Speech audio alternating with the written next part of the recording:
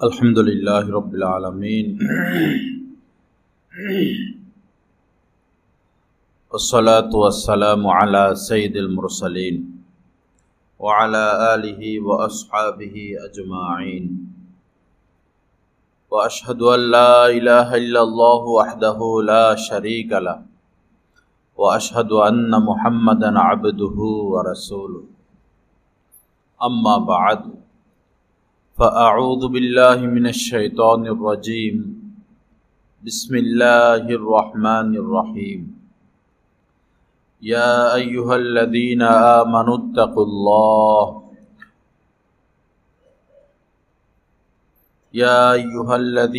आमनुत्तक़ुल्लाह हक़्क़ तुक़ातिह वला तमूतुन्ना इल्ला व अंतुम मुस्लिमून सदक़ल्लाहु मौलानल अज़ीम।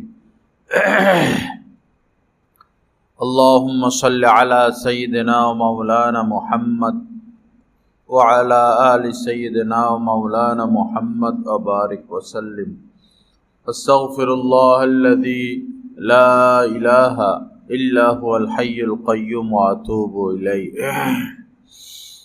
আল্লাহ পাক জাল্লা জালালুহু আমাদের সবাইকে মাফ করে দেন।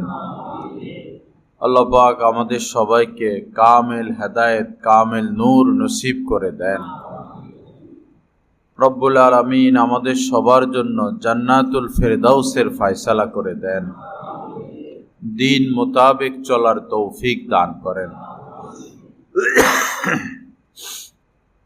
আমি একখানা আয়াতে কারিমা তেলাওয়াত করেছি। আল্লাহ পাক সুবহানাহু ওয়া তাআলা বলেন, হে ঈমানওয়ালারা, আল্লাহকে ভয় করো। কেমন ভয়? ভয় করার মতো ভয়। মানুষ সাপকেও ভয় করে। অনেকে আছে ব্যাঙ, টিকটিকি, তেলাপোকা, এগুলোকেও ভয় করে। এগুলোর ভয়ের চেয়ে বড় ভয় হচ্ছে সাপের ভয়। আবার সাপের চেয়েও বেশি ভয় করে বাঘ, সিংহ, এগুলোকে। ভয়ের মধ্যে স্তর রয়েছে। সাপ, বাঘ, ভাল্লুক সামনে নাই, আশপাশ নাই, এটার ভয় এখন আর কেউ করে না। কিন্তু আল্লাহ পাক তো সব সময় আমাদের সাথেই আছেন। অহুয়া মাআকুম আইনামা কুনতুম। রব্বুল আলামিন বলেন, তোমরা যেখানেই থাকো না কেন, তিনি তোমাদের সাথেই আছেন।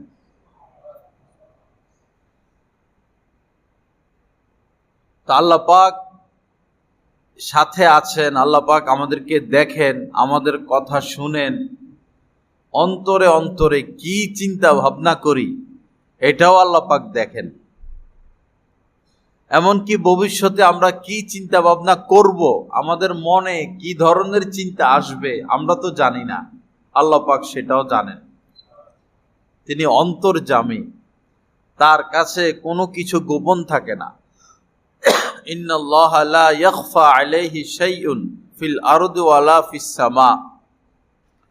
আল্লাহ পাক বলেন, আসমান জমিনে এমন কোনো বিষয় নাই, এমন কিছু নাই যে তিনি জানেন না। তার নিকট কোনো কিছুই গোপন থাকে না। তো আল্লাহকে ভয় করার মতো ভয় করা। আল্লাহকে ভয় করা মানে কি? যে বাবারে, আল্লাহ আমার সাথে আছেন, আল্লাহ আমাকে দেখতেছেন, এখন ভয় আমি কাঁপতেছি, ভয় কাঁপতেছি।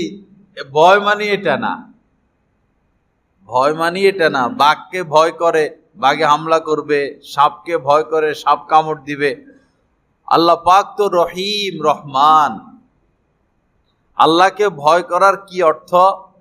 যে পাপ না করা, পাপ না করা, আল্লাহর ভয়ে গুনাহ না করা। হযরত ইউসুফ আলাইহিস সালাতু ওয়াস সালাম তো জুলাইখা 60টা লোহার দরজা, এক এক তালা ওই জামানা এত বড় বড় ছিল, লোহার দরজাগুলো মোটা। 60টা লোহার দরজা বন্ধ করে তাকে পাপের প্রস্তাব দিয়েছিলেন। যদি সেদিন তিনি নবী হতে পারতেন না, বাদশাহ হতে পারতেন না, আল্লাহ পাকের নৈকট্যশীল ও হতে পারতেন না।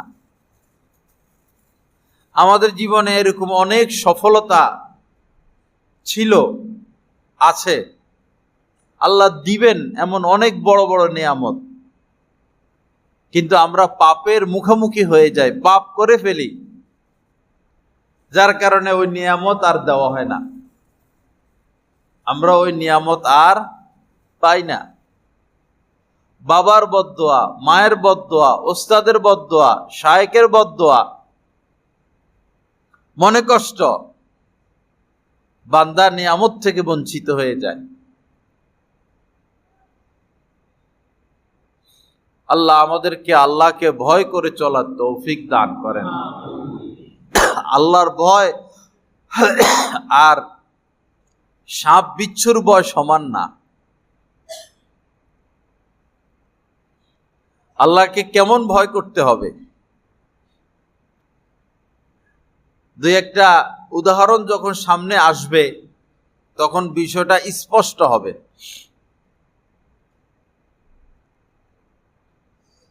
হযরতে আহমদ ইবনে হাম্বল রহমতুল্লাহ আলাই, হাম্বলি মাযহাবের যিনি প্রধান, টানা 3 দিন খাবারের কোনো ব্যবস্থা নাই।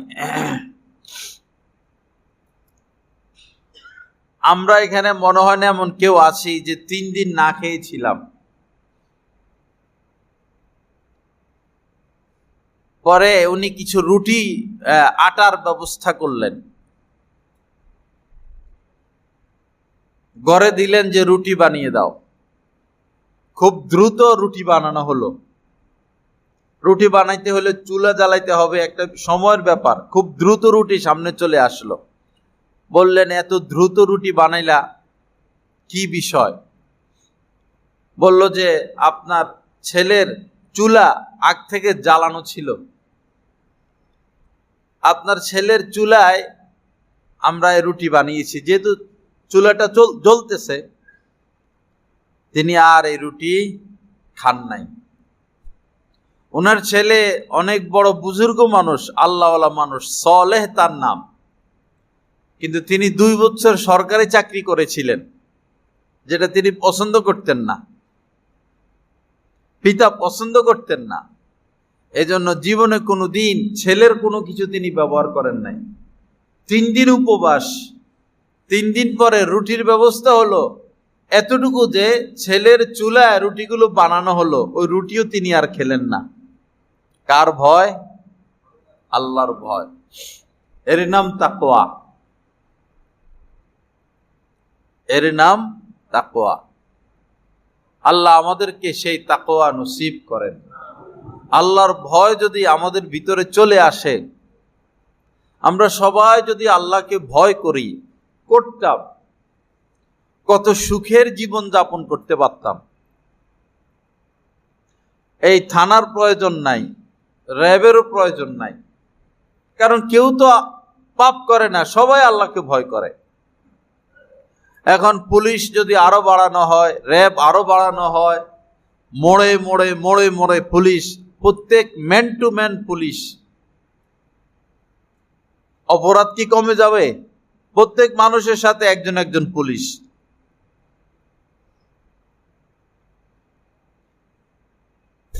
অপরাধ কমবে না, বরং যাকে পাহারা দেওয়ার জন্য নিযুক্ত দেওয়া হবে সেও পাপে লিপ্ত হচ্ছে, আর যাকে পাহারা দিবে সেও পাপে লিপ্ত হচ্ছে। কারণ কি? আল্লাহর ভয়ের কমতি। আইন করে তাকওয়া প্রতিষ্ঠিত করা যায় না, আইন করে লাঠি দিয়া পিটাইয়া তাকওয়া প্রতিষ্ঠিত করা যায় না। তাকওয়া গোপন থাকে, অন্তরের বিষয়। আর তাকওয়া হা হুনা, নবীজি বলেছেন যে তাকওয়া এই জায়গার বিষয়। আর এই তাকওয়া অর্জন হয় কোন আল্লাহওয়ালার সোহবতের বরকতে। কোন মুত্তাকির সোহবতে যদি উঠা বসা করে, দেখতে দেখতে তাকে দেখতে দেখতে নিজেদের মধ্যে তাকওয়া চলে আসে। আমাদের বাংলাদেশের একজন মুফতি ছিলেন, মুফতি আজম বলা হতো তাকে, মুফতি ফয়জুল্লাহ রহমতুল্লাহ আলাই, মুফতি আজম। আল্লাহর ঘর জিয়ারত করতে যাবেন তো ছবি তুলতে হয়। এখন ছবি তোলা তো হারাম, যদিও হজের জন্য আইডি বানানোর জন্য যে ছবি তোলা হয় এটা বৈধ, জায়েজ, কিন্তু ওনারা তো আল্লাহর ওলি মানুষ। আমাদের এই নরসিংদীর একজন আলেম আছেন, শায়েখ বশির আহমদ দামাত বারাকাতুম, উনার ফতুয়া আছে, লিখিত ফতুয়া, আমার কাছে পাঠাইছেন ওই ফতুয়াটা, যে মুস্তাহাব হজ উমরার জন্য, মুস্তাহাব হজ উমরা করতে গেলেও তো ছবি তুলতে হয়। উনি বলেন মুস্তাহাব হজ উমরা জায়েজ হবে না, কারণ ছবি তোলা তো হারাম। ফরজটা ভিন্ন, ছবি তুলে ফরজ করে আসলো, এরপরে মুস্তাহাবটা আর করবে না, কারণ করতে গেলে তাকে হারাম কাজ করতে হবে। মুফতি ফয়জুল্লাহ রহমতুল্লাহ আলাইহি বললেন, আল্লাহর ঘর দেখতে যাব হারাম কাজ করে আমি যাব না। যদি ছবি তোলা ব্যতীত যাওয়ার কোনো সিস্টেম করা যায় তাহলে আমি যাব, না হলে যাব না। পরে বড় আলেম, বড় বুজুর্গ, প্রসিদ্ধ ব্যক্তি, ওনাদেরকে সরকারের লোকরাও পছন্দ করতেন, মহব্বত করতেন। অবশেষে জেলা নির্বাহী কর্মকর্তা, হয়তো দিনদার ছিলেন, তিনি মুফতি আজম রহমতুল্লাহ আলাইহির ছবির জায়গায় উনার চেহারা, রং, গঠন, আকৃতি সংক্ষেপে লিখে সরকারি সিলমোহর মেরে তাকে আল্লাহর ঘর দেখতে যাওয়ার সুযোগ করে দিলেন, কিন্তু ছবি তিনি তোলেন নাই। আর কি হলো আমাদের হজের নামে, উমরার নামে, ওয়াজ মাহফিলের নামে, খতমে বুখারীর নামে আজ কি করতেছি আমরা, কি হচ্ছে সমাজে?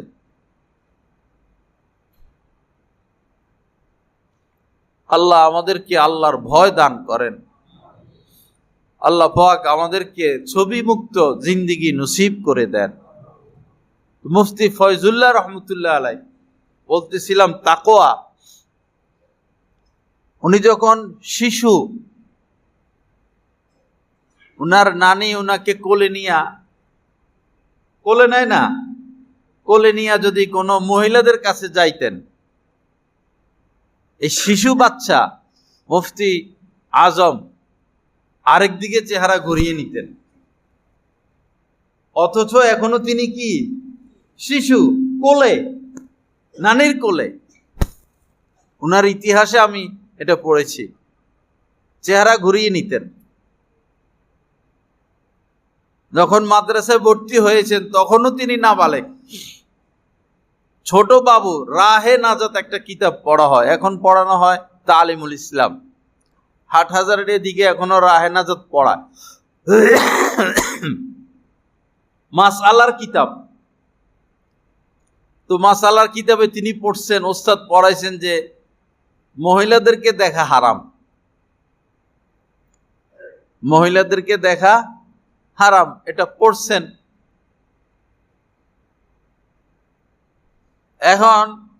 এখন আর তিনি বাড়িতে যান না, ঘরে যান না, কোথায় গিয়া বসে রয়েছেন? কারণ ঘরে গেলে তো মা আছেন, বোন আছেন, এরপরে আরো কত মহিলা আছে, তো ঘরে যামু কেমনে? গেলে তো মার কাছে যাইতে হবে। এখন আর ঘরে যান না, খোঁজাখুঁজি পুরা এলাকার মধ্যে। পরে দেখলো যে একটা ভাঙা ঘরে গিয়ে বসে রয়েছেন, চলো বাড়িতে চলো। না, আমি বাড়ি যাব না। কেন? বাড়ি কেমনে যাব, মহিলাদেরকে দেখা হারাম। কেউ আর মানাইতে পারে না, ওস্তাদ বলছেন তো বলছেনই। পরে এই খবর ওস্তাদদের কাছে গেল, পরে ওস্তাদরা এসে বলছেন মহিলাদের দিকে হারাম তাকানো ঠিক আছে, তবে মাহারাম মহিলা ব্যতীত তোমার আপন মা, বোন, ফুফু, খালা, নানি, দাদি, স্ত্রী, তোমার মেয়ে, তোমার ভাইয়ের মেয়ে, তোমার বোনের মেয়ে, 14 জন মাহারাম মহিলা ব্যতীত অন্যদেরকে দেখা হারাম। পরে ঘরে গেলেন তো ঠিকই, কিন্তু জীবনে কোনো দিন আর অন্য কোনো মহিলার দিকে তিনি তাকান নাই। এর নাম হচ্ছে কি? তাকওয়া। এর নাম। এখন আমাদের হজও ঠিক আছে, ওমরা ঠিক আছে, 5 ওয়াক্ত নামাজও চলতেছে, পাগড়িও চলতেছে, রোজাও চলতেছে, ইবাদত বন্দিগিও চলতেছে, এদিকে কুদৃষ্টিও চলতেছে।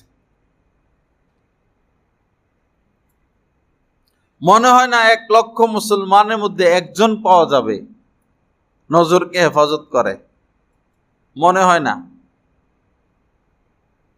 1 লক্ষ বেনামাজি মুসলমানের মধ্যে একজন মুসলমান পাওয়া যাবে না। 1 লক্ষ নামাজি যারা 5 ওয়াক্ত নামাজ পড়েন, 1 লক্ষ নামাজি মুসলমানদের মধ্যে 2-4 জন পাওয়া মুশকিল হবে।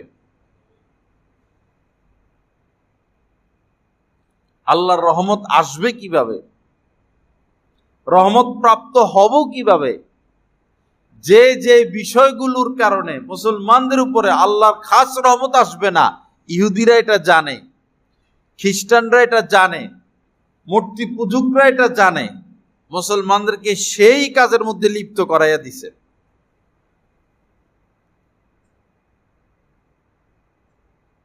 দাওয়াত একটা পাইলে আমাদের কারো মাথা ঠিক থাকে না। যে কোনো একটা অনুষ্ঠান হোক, সেটা নেককার লোকদের হোক, সেটা আলেম ওলামাদের, কোনো এক ব্যক্তি খাওয়াবেন, মাথার ঠিক নাই কে খাওয়াচ্ছেন। খাবার তো এমন বিষয় যেটা তাহকিক করতে হবে।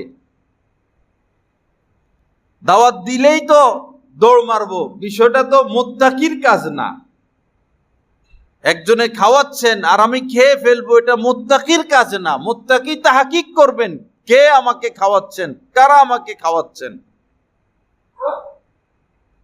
যদি শুনেন যে এমন ব্যক্তি খাওয়াচ্ছেন যিনি অবৈধ লেনদেনে আক্রান্ত, যার অর্ধেকের উপরে আয় রোজগার হারাম, তার খাবার কখনো গ্রহণ করা যাবে না, তার খাবারের ঘ্রাণও নেওয়া যাবে না।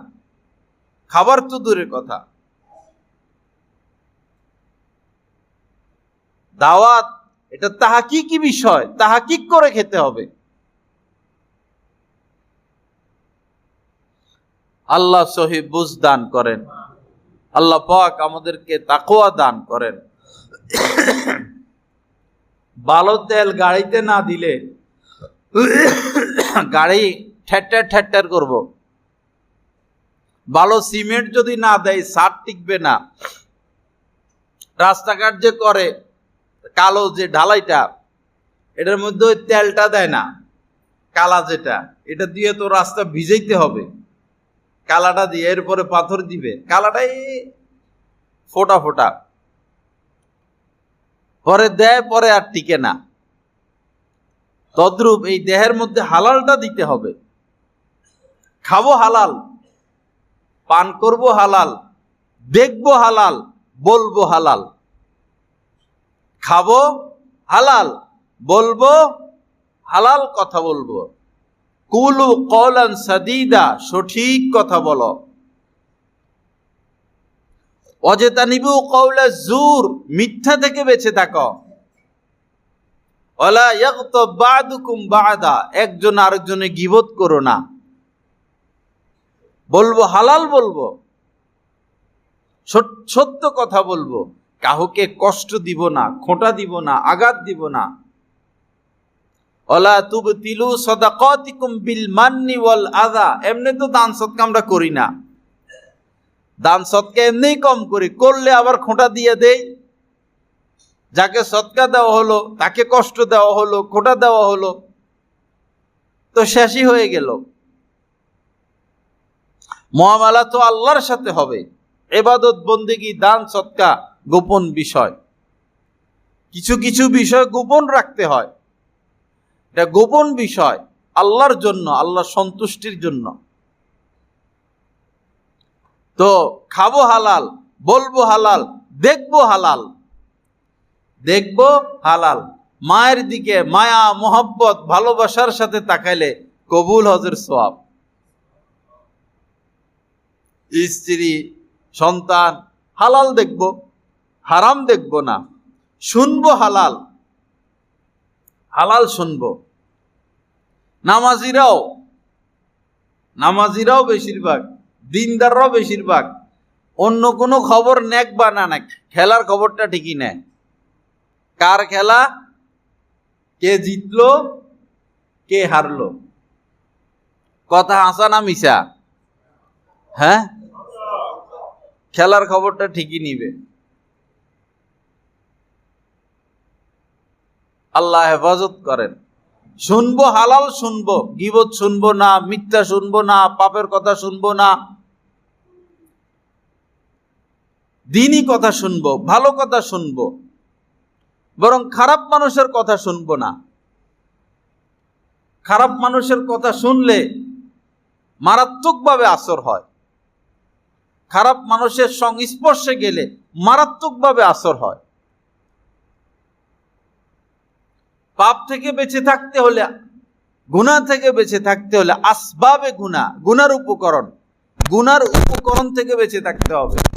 গুনার সবচেয়ে বড় উপকরণের মধ্যে একটা হচ্ছে পাপী লোকের সংস্পর্শ। পাপী লোকের সংস্পর্শ। নবীজি বলেছেন, সোহবত কি বুঝাইতে গিয়ে বলেছেন, নেক লোকের সোহবত কি আর পাপী লোকের সোহবত কি। নবীজি বলেছেন, যদি কামারের কাছে যাও, কামার লোহা পিটায়, তো হয়তো কামার তোমার একটু কালি লাগাই দিবে, অথবা কিছু এই কালি সালি তোমার জামায় লাগবে, নাক দিয়া ঢুকবে, একটু ধোঁয়া হইলো নাক দিয়া ঢুকবে। খারাপ লোকের সংস্পর্শের উদাহরণ, ভালো লোকের সংস্পর্শের উদাহরণ নবীজি বলেছেন, যদি আতর দোকানে যাও তো হয়তো আতরওয়ালা একটু আতর লাগাই দিবে, অথবা আতরের একটু ঘ্রাণ হইলেও পাইবা। সৎ লোকের সংস্পর্শ।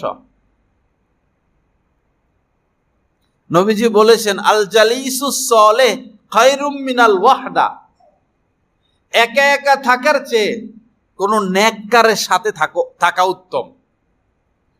আমি কমলপুর মাদ্রাসায় বসে জাল হাদিস বলার সুযোগ নাই, বুঝে নেন, এটা দেশ গ্রামের ওয়াজ না।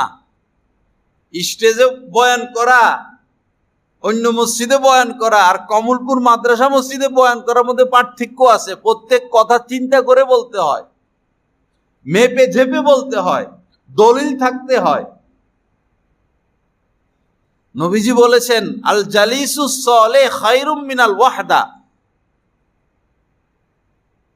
খারাপ লোকের সাথে একা একা থাকার চেয়ে নেককারের সাথে থাকা উত্তম, সর্বোত্তম। আল ওয়াহদাতু খায়রুম মিনাল জালিসি সুই, আর পাপী লোক, খারাপ লোক, সুদখোর, ঘুষখোর, মিথ্যাবাদী, অশ্লীলতার সাথে আক্রান্ত, ফেসবুক ইউটিউব খারাপ জিনিস দেখা নিয়ে ব্যস্ত, এই লোকদের সাথে থাকার চেয়ে একা থাকা উত্তম। আমার কথা, নবীজির কথা। পৃথিবীর সমস্ত জ্ঞানী, গুণী, শিক্ষিত, পৃথিবীর সমস্ত ডক্টরদের কথাকে, সমস্ত কথাকে যদি এক পাল্লা রাখা হয়, আর আমাদের নবীজির একটা বাণীকে যদি এক পাল্লা রাখা হয়, আল্লাহর কসম নবীজির এই বাণীর এই পাল্লা সবচেয়ে বেশি ভারী হবে। নবীজির এক একটা কথার এই পরিমাণ ওজন। লা ওমা ইয়ান্তিকু আনিল হাওয়া, তিনি নিজের থেকে কোনো কিছু বলতেন না। ইন হুয়া ইল্লা ওয়াহয়ু ইউহা, যেটা আল্লাহ এলহাম করতে, আল্লাহ যেটা ওহী পাঠাতেন, তার দিলে যেটা দিতেন, নবীজির দিলে, সেটাই তিনি বলতেন। আল্লাহ পাক আমাদেরকে সহি বুঝ দান করেন, তো তাকওয়া অর্জন করি। হারাম কথা, হারাম জবান দ্বারা জবানকে হারাম কাজে জড়াবো না, চোখকে হারাম কাজে জড়াবো না, কানকে হারাম কাজে জড়াবো না, নাককে হারাম কাজে জড়াবো না, শরীরের কোন অঙ্গ প্রত্যঙ্গকে হারাম কাজে জড়াবো না। আল্লাহ আমাদের সবাইকে তৌফিক দান করেন, দ্বীনের বুঝ দান করেন।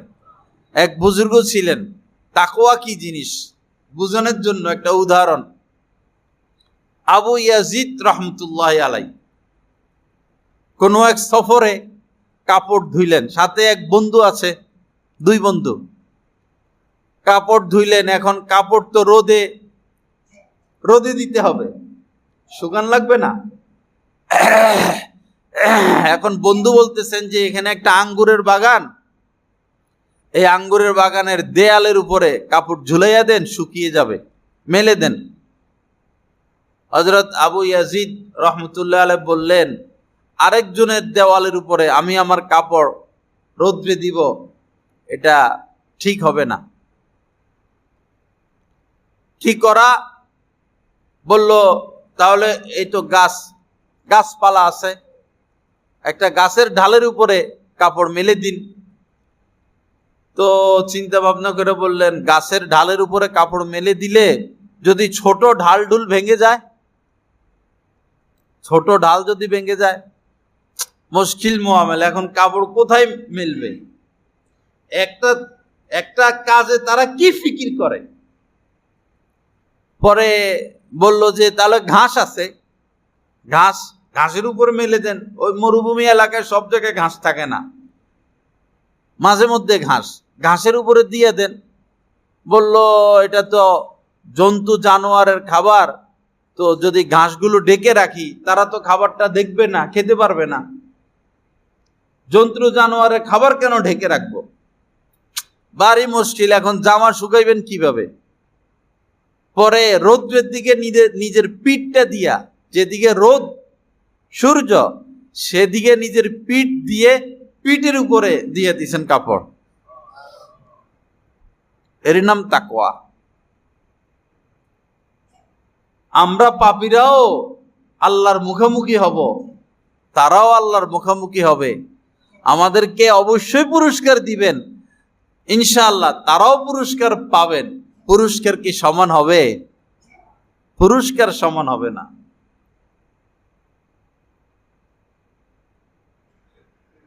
আসুন না আমরা ভালো পুরস্কারের প্রস্তুতি নেই, আমরা সবাই ভালো পুরস্কারের প্রস্তুতি নেই। আল্লাহ আমাদের সবাইকে তৌফিক দান করেন, আল্লাহ পাক তাকওয়ার জিন্দেগি দান করেন, মুত্তাকিদের সাথে উঠা বসার তৌফিক দান করেন। যাই হোক ভাইরা, আমাদের এই মসজিদে শুধু যে গাছতলা ঘাটের মুসল্লি এমন না, পুরো ভৈরব থেকেই মুসল্লিরা আসেন, এমনকি বাজিতপুর থানা, নিকলি থানা, আশুগঞ্জ, এই দিক সেই দিক, আরো দূর দূরান্ত